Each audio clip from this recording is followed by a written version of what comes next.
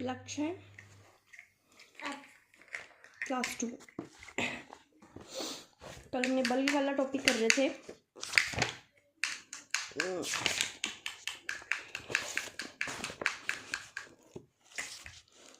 सीमांत घर्षण। सीमांत घर्षण होता है कि जब वस्तु गति करने वाली होती है, स्थैतिक घर्षण बल के अधिकतम मान को सीमांत घर्षण बल कहते हैं।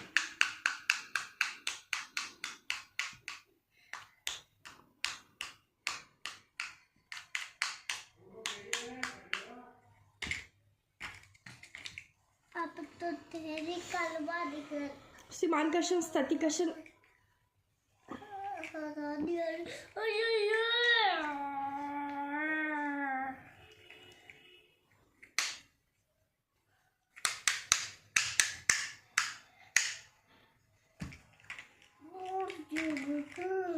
सीमांत घर्षण और स्थैतिक घर्षण बल जो है वो एक ही है, क्योंकि उन्होंने कहा था कि वस्तु गति करने ही वाली होती है तो अधिकतम मान को सीमांत घर्षण बल कहते हैं और गति प्रारंभ करने के लिए न्यूनतम बल के बराबर होता है।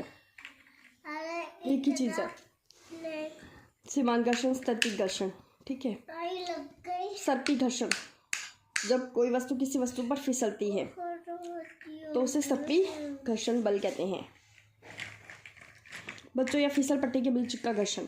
लोटनी घर्षण, जब एक वस्तु दूसरी वस्तु की सतह पर लुढ़कती है तो दोनों वस्तुओं के संपर्क सतह पर लगने वाले बल को लोटनी घर्षण बल कहते हैं।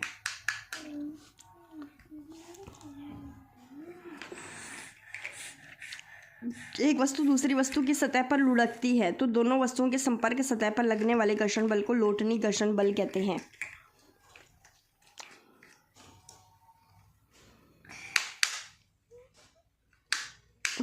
रोलर और पहियों पर गति करने वाली वस्तुओं की स्थिति में घर्षण को लोटनी घर्षण कहते हैं। पहियों पर गति करने वाली वस्तुओं की स्थिति में हम समझ गए होंगे रोलरों और पहियों पर गति कैसे होगी। जैसे ये रोलरों पर गति करने वाली वस्तु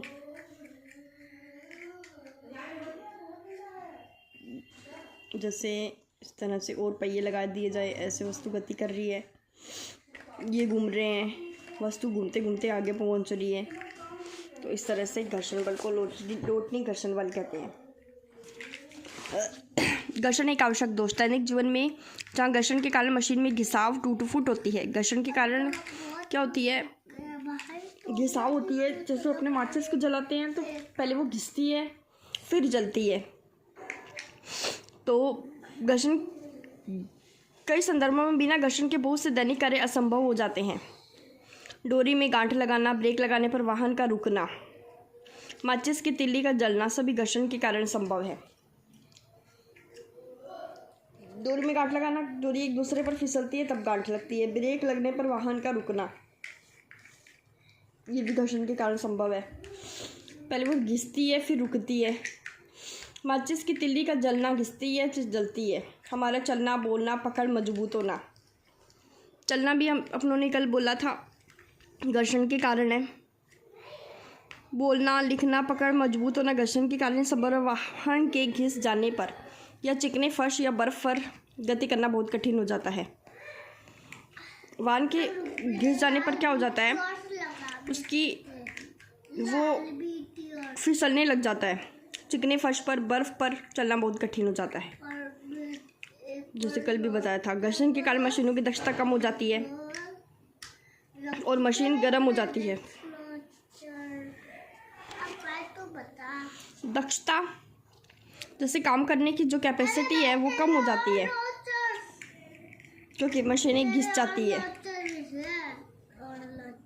टूट फूट हो सकती है घर्षण के कारण। घर्षण का इस्तेमाल ब्रेक जैसे यंत्रों में किया जाता है जो घूमते हुए पहियों को धीमा कर देता है, रोक देता है, जिसके कारण वाहन रुक जाता है। ये भी एक लाइन है। घर्षण कम करने की विधियां। स्नेहन द्वारा दो ठोस सतहों के मध्य डाले गए श्यान द्रवों को स्नेहक कहते हैं।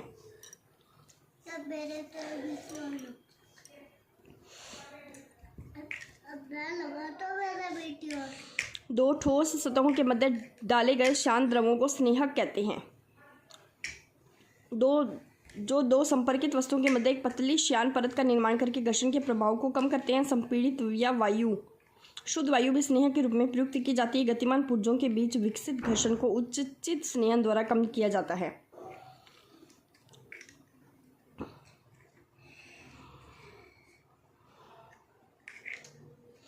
ग्रेफाइट भी स्नेहक का ही एक उदाहरण है। स्नेहन द्वारा घर्षण को कम करना है तो दो परतों जो एक दूसरे के बीच फिसलेंगी उनके बीच स्नेहन लगा दो।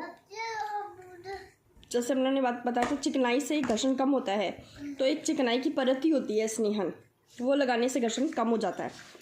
बॉल बियरिंग द्वारा सर्कन की तुलना में रोटर में घर्षण कम होता है। सर्कन की तुलना में,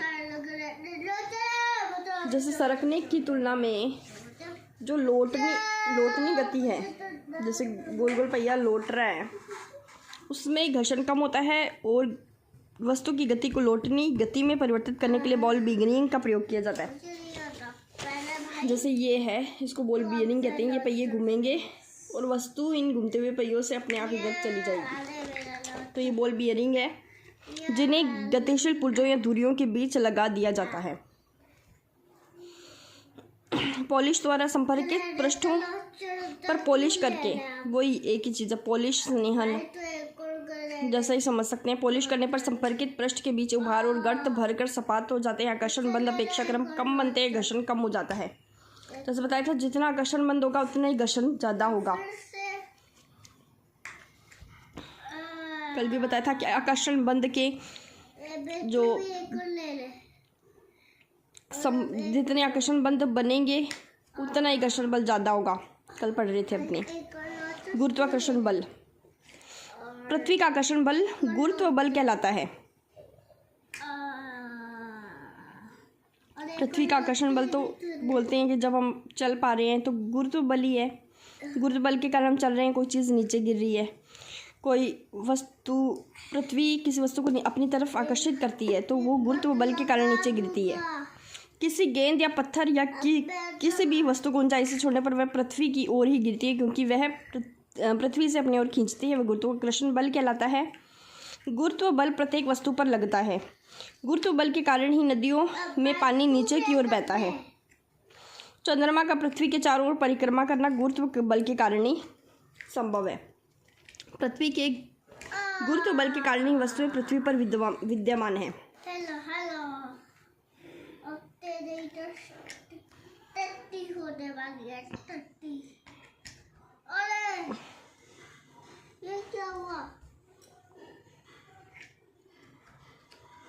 पृथ्वी के गुरुत्व बल के कारण वस्तुएं पृथ्वी पर विद्यमान है।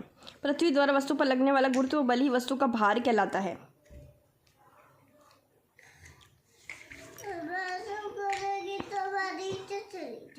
पृथ्वी का गुरुत्वाकर्षण बल पृथ्वी से दूरी के साथ घटता जाता है। गुरुत्वाकर्षण बल पृथ्वी से दूरी के साथ, जितनी जितनी पृथ्वी से दूरी बढ़ती जाएगी वैसे वैसे गुरुत्वाकर्षण बल कम होता जाएगा।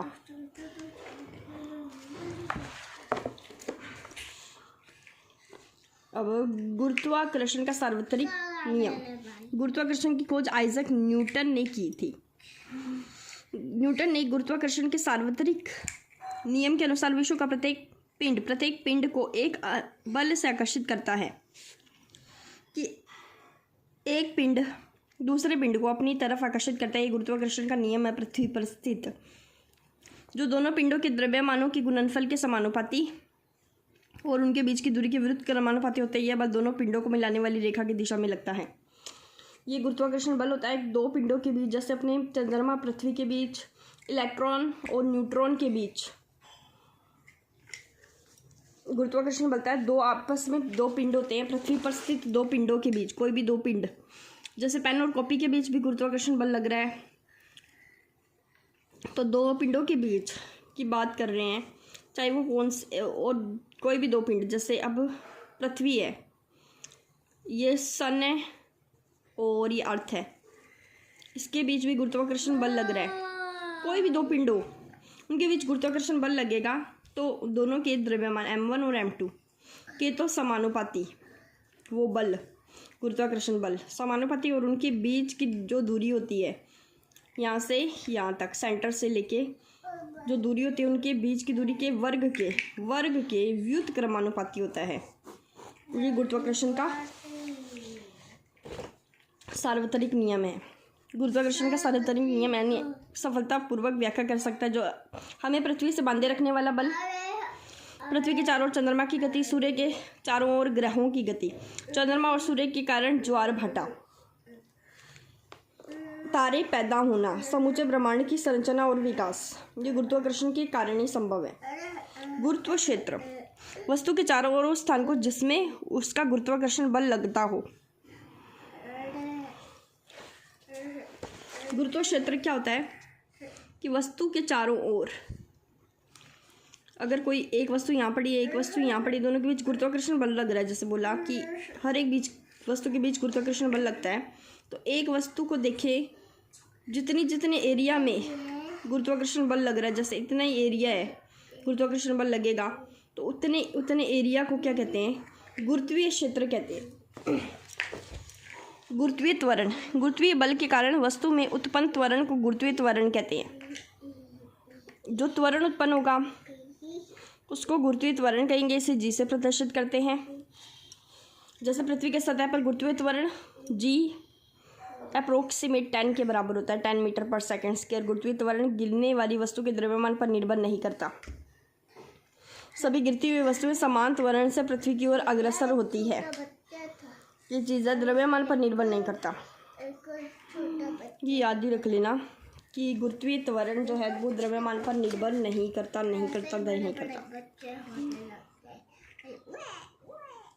गुरुत्वीय त्वरण जब कोई वस्तु पृथ्वी की ओर गिरती है तो ये मैटर नहीं करता वो कौन से द्रव्यमान की है, उसका भार कितना है, वो सेम गुरुत्वीय त्वरण से नीचे की ओर गिरेगी। इसका मतलब ये है द्रव्यमान पर निर्भर नहीं करता। बस जी जो है द्रव्यमान पर निर्भर नहीं करता। गुरुत्वीय त्वरण पृथ्वी की सतह से ऊंचाई पर जाने के साथ साथ घटता जाता है। पृथ्वी से ऊंचाई बढ़ेगी, गुरुत्वीय त्वरण घटेगा, तो गुरुत्वाकर्षण बल भी घटता है, गुरुत्वीय त्वरण भी घटता है। पृथ्वी के अंदर गहराई में वृद्धि के साथ भी गुरुत्वीय त्वरण का मान घटता जाता है। गहराई में वृद्धि के साथ भी गुरुत्वीय त्वरण घटता जाता है। और पृथ्वी के केंद्र पर गुरुत्वीय त्वरण का मान 0 और ध्रुवों पर सर्वाधिक होता है। एक तो ऊंचाई बढ़ने पर घटता है, गहराई में वृद्धि के साथ भी गुरुत्वीय त्वरण घटता है और द्रव्यमान पर निर्भर नहीं करता है। केंद्र पर गुरुत्वीय त्वरण का मान 0, ध्रुवों पर सर्वाधिक। चंद्रमा पर गुरुत्वीय त्वरण का मान पृथ्वी के गुरुत्वीय त्वरण का 1/6। पृथ्वी पर गुरुत्वीय त्वरण का मान ज़्यादा होता है, चंद्रमा पर पृथ्वी का 1/6 होता है। गुरुत्वीय बल का परिमाण F द्रव्यमान और गुरुत्वीय त्वरण के गुणनफल के बराबर होता है। F परिमाण द्रव्यमान और गुरुत्वीय त्वरण के गुणनफल के बराबर होता है। गुरुत्वीय बल का परिमाण m और गुरुत्वीय त्वरण के बराबर F बराबर mg होता है। वस्तु पर पृथ्वी का आकर्षण बल ही वस्तु का भार बल कहलाता है। यही भार बल है। पृथ्वी का आकर्षण बल, गुरुत्व बल। वस्तु पर पृथ्वी का आकर्षण बल को क्या कहेंगे, गुरुत्व बल ही क्या बल है, भार बल है, mg के बराबर है। mg को क्या कहते हैं, गुरुत्व बल को क्या कहते हैं, भार बल ही कहते हैं। और वस्तु का भार इसके स्थान पर निर्भर करता है, जबकि किसी वस्तु का द्रव्यमान प्रकृति के सभी स्थानों पर समान होता है। किसी वस्तु का द्रव्यमान जो है वो सभी स्थानों पर समान रहता है, वस्तु का भार इसके स्थान पर निर्भर करता है।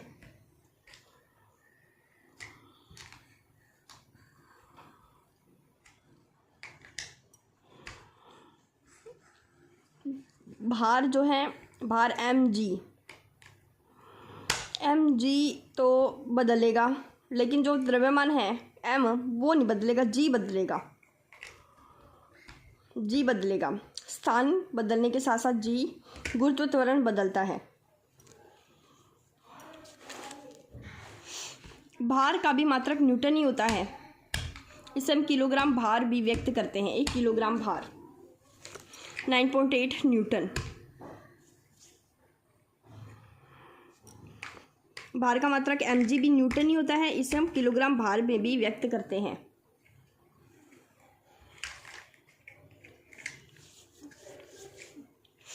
और इसको 1 किलोग्राम भार 9.8 न्यूटन के बराबर होता है। जैसे अपनों ने बार बराबर क्या बोला, mg बल, ये भी बल है तो बल न्यूटन में होगा। इसे हम किलोग्राम भार में भी व्यक्त करते हैं। इस 1 किलोग्राम भार 9.8 न्यूटन के बराबर होता है। किसी वस्तु को चंद्रमा पर पृथ्वी पर इसके भार का, चंद्रमा पर भार पृथ्वी पर इसके भार का 1/6 होता है। चंद्रमा पर भार पृथ्वी पर भार का 1/6 होता है, अभी पढ़ लिया था। स्थिर विद्युत बल, स्थिर विद्युत आवेश द्वारा लगाए जाने वाले बल को स्थिर विद्युत बल कहते हैं। ये 2 आवेशों के बीच लगते हैं। स्थिर आवेशों के बीच लगने वाले बल को स्थिर विद्युत बल। 2 आवेशों के बीच हमेशा कोई बल मौजूद रहता है। विद्युत आवेशों को धनात्मक ऋणात्मक में वर्गीकृत किया गया। जब शीशे को किसी रेशम के साथ रगड़ा जाता है तब शीशे धनात्मक आवेशित हो जाती है। रबड़, इसको पढ़ लेते हैं। शीशे की छड़ को कपड़े से रगड़ा जाता है तो शीशे की छड़ जो है वो धनात्मक हो जाएगी, और रबड़ की छड़ को फर के साथ रगड़ा जाता है तो छड़ ऋणात्मक आवेश धारण कर लेती है। ये थोड़ा सा याद रख लेना। मूल कणों में प्रोटॉन धनात्मक आवेशित होते हैं, जबकि इलेक्ट्रॉन का आवेश ऋणात्मक होता है। मूल कणों में प्रोटॉन धनात्मक आवेशित होते हैं, इलेक्ट्रॉन ऋणात्मक आवेश होता है। ये तो अपने को पता ही है कि प्रोटॉन धनात्मक, इलेक्ट्रॉन ऋणात्मक। स्थिर विद्युत विपरीत आवेशों के बीच आकर्षीय होता है। विपरीत आवेशों के बीच आकर्षीय होता है और समान आवेशों के बीच प्रतिकर्षित होता है। ये भी पता है कि विपरीत होंगे, प्लस माइनस के बीच आकर्षण और प्लस प्लस माइनस माइनस के बीच प्रतिकर्षण। स्थिर विद्युत बल गुरुत्व बल से भिन्न है क्योंकि गुरुत्व बल दिए गए 2 द्रव्यमान के बीच हमेशा आकर्षीय होता है। गुरुत्व बल से भिन्न है क्योंकि गुरुत्व बल हमेशा आकर्षीय प्रकृति का होता है। स्थिर विद्युत बल आकर्षीय प्रकर्षित दोनों की प्रकृति का होता है। ये Q1 Q2 upon are square वही चीज़ है। Q1 Q2 आ गया, वहाँ पे M1 M2 आ गया था, अपॉन आर स्क्वायर आ गया था। कूलाम बल और गुरुत्व बल दोनों व्युत्क्रम वर्ग के नियम का पालन करते हैं। गिरा आर स्क्वायर के व्युत्क्रमानुपाती होता है बल। चुंबकीय बल, चुंबक के कारण लगने वाले आकर्षण प्रतिकर्षण बल को चुंबकीय बल कहते हैं। इसके 2 ध्रुव N और S होते हैं, एक उत्तरी ध्रुव और दूसरे को दक्षिणी ध्रुव।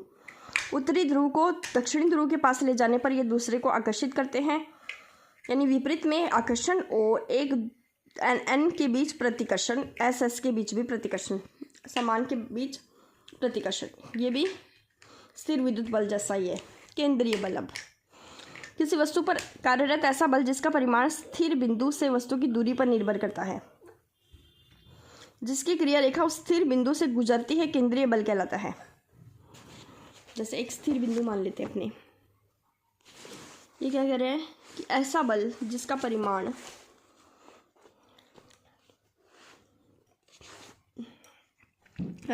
परिमाण स्थिर बिंदु से जो वस्तु है उसकी वस्तु की दूरी पर निर्भर करता हो। एक तो इस पे निर्भर करता है, और स्थिर जिसकी क्रिया रेखा यानी बल जो है वो ऐसे लग रहा है या इस तरह से लग रहा है, उस स्थिर बिंदु से गुजरती हो जिसकी क्रिया रेखा। बस दोनों चीज़ें याद रहेगी। स्थिर बिंदु से वस्तु की दूरी पर निर्भर करता हो और जिसकी क्रिया रेखा स्थिर बिंदु से गुजरती हो तो उसे अपने कहते हैं केंद्रीय बल। बंद तो कर जा बेटा। हाँ ठीक है। इससे जैसे ये बल केंद्रीय बल होते हैं, गुरुत्व बल भी एक केंद्रीय बल है।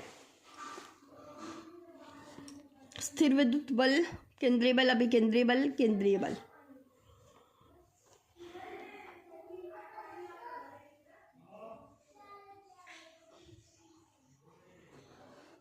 जब कर लोगे, जैसे अभिकेंद्रीय बल, ये सारे बल एक ही तरह के हैं। स्थिर बिंदु से वस्तु की दूरी पर, यानी एक तो आर पर निर्भर करता रहता है। चलने, गोल गोल चलने के लिए कौन सा बल चाहिए? अभिकेंद्रीय बल। तो इसमें आर भी आ गया फॉर्मूले में। और वस्तु की जो बल है उसकी क्रिया रेखा कैसे है? स्थिर बिंदु से गुजर रही है, तो ये अभिकेंद्रीय बल होगा।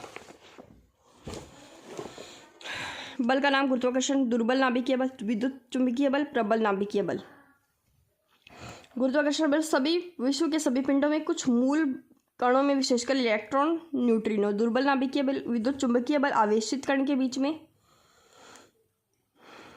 और प्रबल नाभिकीय बल, न्यूक्लियन और भारी मूल कण। प्रबल नाभिकीय बल ये पढ़ लेते, बस हो गया। अब इसके क्वेश्चन कर लेते।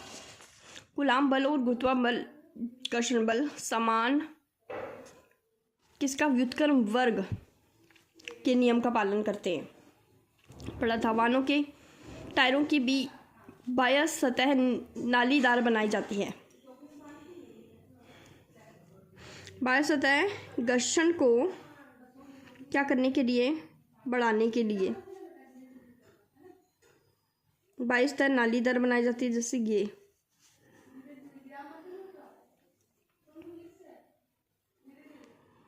घर्षण को बढ़ाने के लिए बनाई जाती है ताकि वो वाहन फिसले नहीं। अगर ऐसे ऐसे कर देंगे उसको तो आकर्षण बंद खुरदरा बना देते हैं, जैसे मतलब यही मतलब है, खुरदरा बना देते हैं घर्षण बल बढ़ाने के लिए। पृथ्वी के पृष्ठ से पलायन वेग का मान है। पलायन वेग का क्या मान है? 11.2 किलोमीटर प्रति सेकंड। ये नया क्वेश्चन है, 11.2 किलोमीटर प्रति सेकंड। याद रख लेना। पृथ्वी के पृष्ठ से पलायन वेग क्या है? जो गुरुत्वाकर्षण इतनी दूरी पर पहुंच जाए कि गुरुत्वाकर्षण बल लगे ही नहीं, वस्तु पलायन कर जाए और वस्तु वापस पृथ्वी पर ना आ सके, उसे पलायन वेग कहते हैं। वक्र परंतु समतल सड़क पर चलती कार पर लगने वाला आवश्यक अभिकेंद्रीय बल प्रदान किया जाता है। वक्र परंतु समतल सड़क पर चलती कार पर लगने वाला आवश्यक अभिकेंद्रीय बल प्रदान किया जाता है। समतल सड़क पर चलती कार पर लगने वाला आवश्यक अभिकेंद्रीय बल प्रदान किया जाता है। सड़क और टायर के मध्य होने वाले घर्षण से। ठीक है, ये भी अपनों को पता है। किसी भी पिंड का अधिकतम भार पाया गया है। अधिकतम भार कहाँ पे पाया गया है? ध्रुवों पर। पढ़ा था अपनों ने कि ध्रुवों पर भार जो है वो अधिकतम होता है। जी का मान अधिकतम होगा, स्मॉल जी, ध्रुवों पर ही। भार भी अधिकतम ध्रुवों पर होगा। एम जी, एम तो बदलेगा नहीं, जी बदलेगा। और गुरुत्व बल भी बदलेगा ध्रुवों पर। पृथ्वी की परिक्रमा करने वाला एक ग्रह कैसे अपने कक्ष में संतुलित रहता है? एक ग्रह कैसे अपने कक्ष में संतुलित रहता है? केंद्र अपसारी बल गुरुत्वीय आकर्षण बल को संतुलित करता है, इसलिए वो संतुलित। जैसे अपने पढ़े थे सेंट्रीफ्यूगल फोर्स। अब केंद्रीय बल, एक तो केंद्र की तरफ लगेगा अभिकेंद्रीय बल। ये अभिकेंद्रीय बल ही गुरुत्वाकर्षण बल हो जाएगा। यहाँ पे केंद्र और पृथ्वी, सूर्य और पृथ्वी के बीच लगेगा जो अभिकेंद्रीय बल, और बाहर ही अपनों ने बोला था अपकेंद्रीय बल लगता है, इसीलिए वो संतुलित रहता है। उसकी गति कक्ष, अपने कक्ष में संतुलित रहता है वो, क्योंकि केंद्र अपसारी बल गुरुत्वाकर्षण बल को संतुलित करता है। मोड़ों पर किनारे क्यों बनाए जाते हैं? किनारे क्यों बनाए जाते हैं? केंद्र भी सारी बल प्रदान करने के लिए।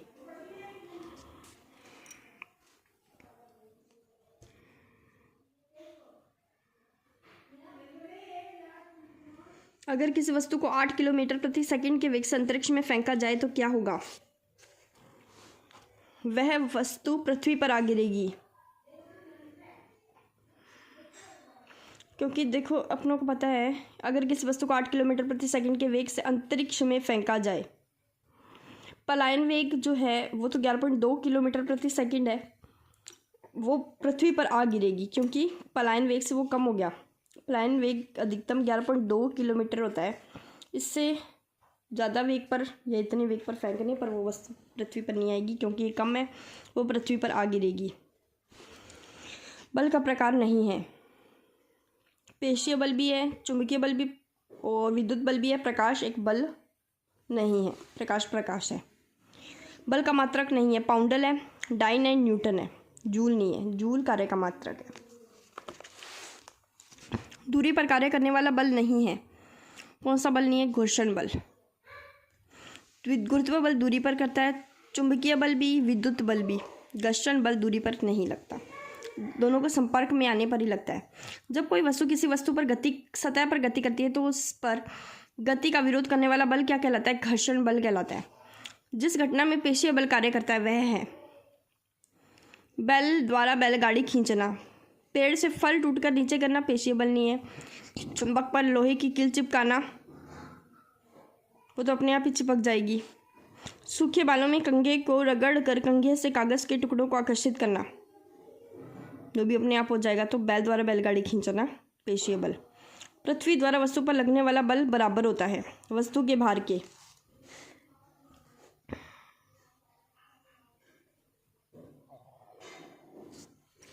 पृथ्वी द्वारा वस्तु पर लगने वाला बल बराबर होता है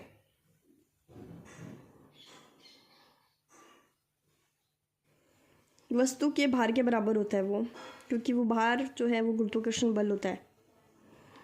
तो पृथ्वी द्वारा वस्तु पर जो लगेगा वो भार बल लगेगा। जब एक व्यक्ति खुरदरी सतह पर चलता है तो सतह द्वारा आरोपित घर्षण बल व्यक्ति की गति की दिशा के विपरीत होता है। जब एक व्यक्ति खुरदरी सतह पर चलता है तो सतह द्वारा आरोपित घर्षण बल क्या होता है? गति की दिशा के विपरीत ही होता है, हमेशा गति की दिशा के विपरीत लगता है। अब पृथ्वी द्वारा वस्तु पर लगने वाले बल को क्या कहते हैं? गुरुत्व बल। भारी वस्तु को मनुष्य द्वारा उठाने में लगाया गया बल पेशीय बल। लोहे और चुंबक के बीच लगने वाला चुंबक बल किसमें है? ये गुरुत्व बल सी पहला, ए फिर डी, और फर्श पर गतिमान गेंद और फर्श के बीच जो बल लगता है वो भी घर्षण बल है, वो घर्षण बल है बी। तो ये दो आंसर है। निम्न में से सत्य है।